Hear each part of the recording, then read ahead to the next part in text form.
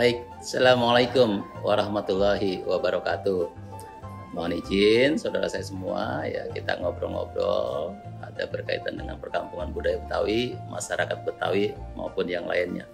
Saya Bang Indra di perkampungan budaya Betawi. Jadi masyarakat Betawi atau kaum Betawi ini kan memang menjadi masyarakat inti di kota Jakarta, di tanah Betawi.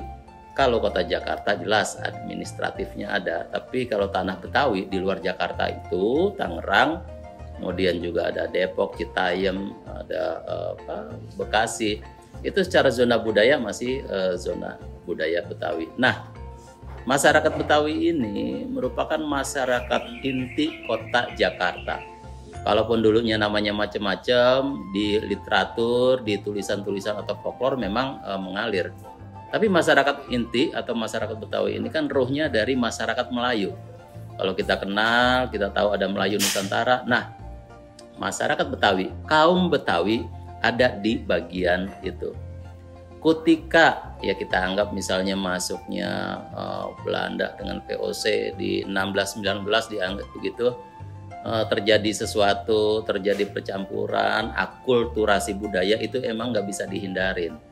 Karena Jakarta yang saat ini sebelumnya ya, yang bentar lagi mau ulang tahun ke 495 kalau kagak salah ya.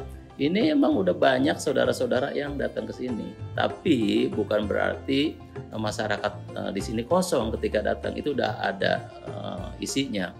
Lantas tadi terjadi percampuran budaya, barangkali juga terjadi kawin-mawin, sehingga ada bagian-bagian masyarakat Betawi ya di Betawi Tengah, Betawi Sisir maupun Betawi Pinggir itu yang terjadi perubahan-perubahan atau pengaruh-pengaruh dari budaya lain. Tapi apapun itu, jelas masyarakat Betawi, kaum Betawi itu yang nempatin sekarang kota Jakarta. Bisa dilihat dari mulai tata graha, tata busana dan segala macamnya, utamanya dialek, dia cara ngomongnya. Dia kagak bisa bahasa Jawa, dia nggak bisa bahasa Sunda, yaitu orang Betawi yang ada di sini. Ada pengembangan lain misalnya bahasa gaul, bahasa Jakartanya itu juga nggak bisa dihindari. Tapi lagi-lagi kaum Betawi dengan budaya ibu kandungnya, budaya Betawi memang sudah ada di kota kita, kota Jakarta ini udah cukup lama, dan terjadinya juga akulturasi itu nggak bisa dihindarin. Inilah keniscayaan yang harus diterima oleh masyarakat Betawi karena orang Betawi ada di periuknya Indonesia ya. Jakarta itu sebagai melting pot-nya, maka percampuran, pembauran budaya itu satu bagian yang nggak terpisahkan dari perkembangan masyarakat Betawi itu sendiri.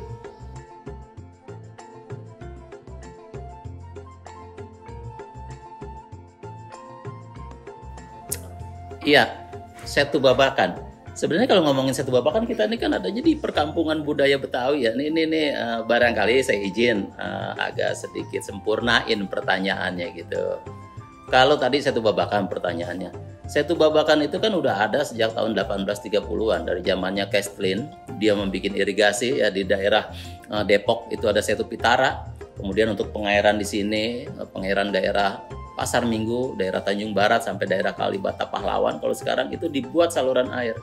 Dibendung dari Bendungan Empang daerah Bogor, atau dibelokin dari daerah Kebon Pedes, sungai-sungai itu masuk Kalibaru. Itu Setu nih, kita bicara Setu. Setu sama dengan danau ya. Jadi sejak saat itu sampai sekarang ya ada literatur yang menulisnya begitu. Dari sejak lama Setu ini fungsinya memang sudah ada untuk resapan air, utamanya untuk irigasi. Kemudian tahun sekitaran 70-an Pak Ali Sadikin menjabat, itu lebih dikuatin, dijagain ya, diluasin tempatnya, luasnya mungkin mencapai 10 sampai 12 hektar, terus ditambah sampai 14 hektar zaman Pak Ali Sadikin. Ini kita bicara Setunya. Nah, akhirnya sama masyarakat itu dimanfaatin juga ya untuk cuci pakaian, barangkali ya untuk cari ikan dan lain-lainnya. Jadi nggak bisa disebutin tokoh-tokoh banyak di situ. Tapi itu di zaman kepemimpinan Pak Ali Sadikin. Ini Setunya, lagi-lagi ya dari zamannya Kestlin itu. Kalau ditanyain gimana dengan perkampungan budaya Betawi, nah ini banyak cerita lain lagi. Jadi kalau tadi pertanyaannya ada Setu Babakan, Sebenarnya juga ada Setu Mangga Bolong, ada lagi danau atau Setu ISTN yang 2 hektar itu orang dulu nyebutnya Kobakong Benak gitu. Nah itu punya cerita juga. Jadi Setu ini ada di perkampungan budaya Betawi. Gimana sejarah perkampungan budaya Betawi ini yang menarik buat dikulik, buat kita kupas gitu. Perkampungan budaya Betawi kan nggak ujuk-ujuk begini nih, nggak tiba-tiba. Sebelumnya kita punya condet, SK Gubernur tahun 75, itu Pak Ali Sadikin juga.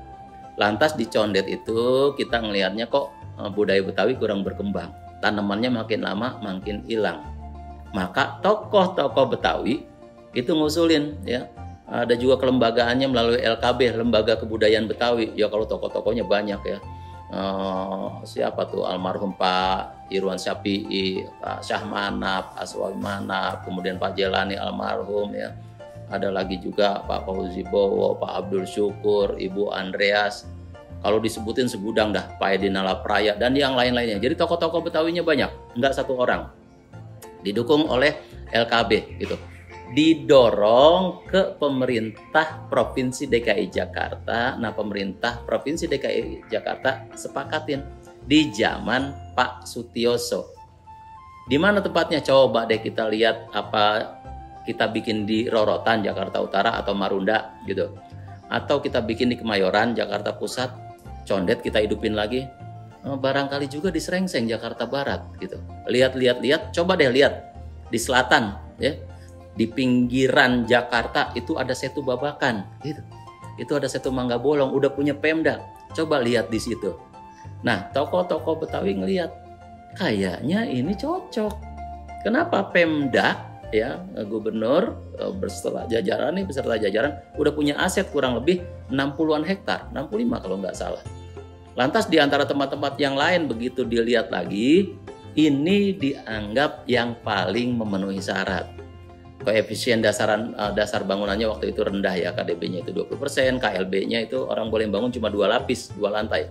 Nggak ada fungsi niaga. Di sini fungsinya pemukiman. Tanaman masih cukup banyak. Masyarakat Betawinya juga masih cukup banyak. Maka melalui tokoh-tokoh Betawi tadi ini, mohon maaf kalau misalnya ada yang kagak sebut ya, Wakil Gubernur juga Alfi Yasin dan yang lain-lainnya, Pak Wali Kota, Pak Mufti dan segala macamnya. Ini lumayan banyak lah pokoknya. Bukan atas prakarsa tunggal satu orang, enggak.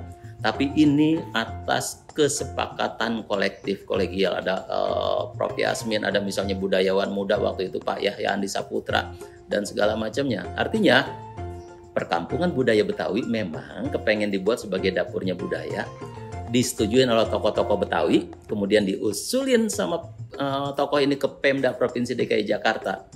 Kalau kerennya nih kebijakan ini bottom up dari masyarakat, di top down kan di sini di Kelurahan Srengseng Sawah, yang ya di dalam kelurahan ini ada Setu Babakan, Setu Mangga Bolong.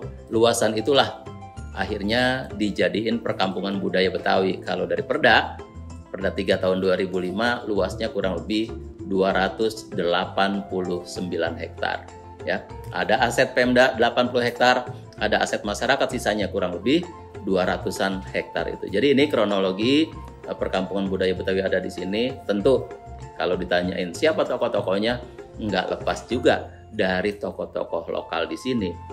Kiai Abdul Roki, Pak Rohim, Pak Samin Jebul, Pak Mian Jebul, Pak Rahmat, dan seterusnya. Itu menjadi bagian orang yang menyepakati, orang yang membidani lahirnya perkampungan budaya Betawi. Begitu.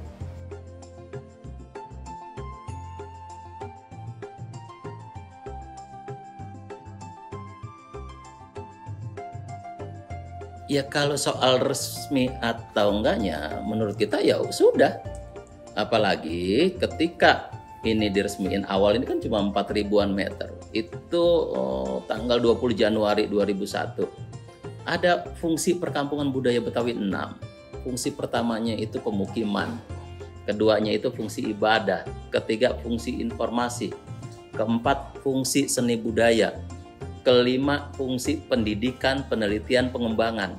Keenam fungsi pariwisata. Artinya kita emang ngejaga ya, ngejaga banget budaya Betawi di sini, dan juga kita kembangin biar nggak ketinggalan, biar lebih baik lagi packaging budayanya. Tapi ada unsur pariwisata dari budaya itu ya nggak apa-apa. Misalnya orang berwisata ke perkampungan budaya Betawi, dia pengen ngelihat orang main pertunjukan, ada silat apa segala macam, kan boleh berwisata begitu. Itu menjadi satu kesatuan, tapi pariwisata yang berkarakter dan berbudaya Betawi. Kagak bisa, kita cuma pengen ini rame orang aja lantas budaya ini kita geser, nggak bisa. Budaya ini kita kembangin, kita kuatin, ketika orang datang pengen berwisata, budaya di sini, ini perkampungan budaya Betawi tempatnya.